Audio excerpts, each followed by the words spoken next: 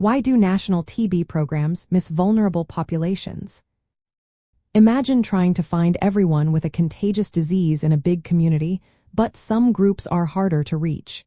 That's often what happens with national tuberculosis programs. They aim to prevent and treat TB, but certain vulnerable groups slip through the cracks. Why does this happen? Several key reasons are at play. First, social factors play a big role.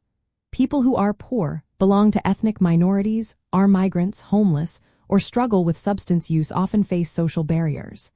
They might live in overcrowded or poor housing conditions, which increase TB risk. Many experience social exclusion or stigma, making them hesitant to seek help. Without proper education about TB, they might not understand the importance of testing or treatment. These social determinants make it harder for health programs to reach them early. Second, healthcare access issues are a major obstacle. Vulnerable populations often find it difficult to reach clinics due to distance, lack of transportation, or cost. They might not have health insurance or face language barriers that prevent understanding medical advice. When healthcare services are not culturally sensitive or available in their language, these groups may avoid seeking help altogether. This leads to delayed diagnosis and ongoing transmission of TB. Third, the complex needs of these groups are often not met by standard health services.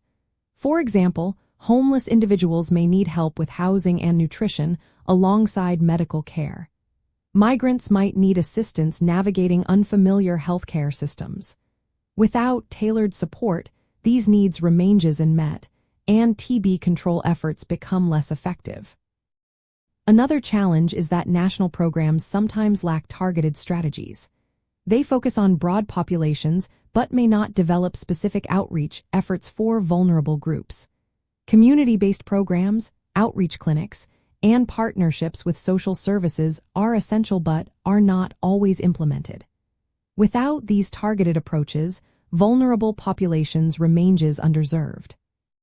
Stigma and mistrust also create barriers. Past experiences of discrimination or cultural insensitivity can make communities wary of healthcare providers. If they do not trust the system, they are less likely to get tested or stick to treatment.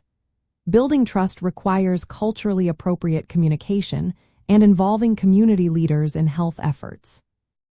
To improve, national TB programs should actively involve local communities in awareness campaigns. They need to develop specific outreach strategies that meet the unique needs of each group. Making healthcare more accessible, affordable, and culturally sensitive is crucial.